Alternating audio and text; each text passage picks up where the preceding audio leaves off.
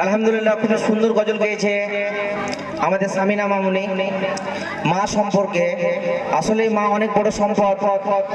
আল্লাহ নবী সাল্লাল্লাহু আলাইহি সাল্লাম বলেন, মায়ের পায়ের নিচে জান্নাত, মায়ের পায়ের নিচে জান্নাত। এখান থেকে বুঝুন মায়ের মর্যাদা কতটুকু, যে মায়ের পায়ের নিচে জান্নাত রাখা হয়েছে।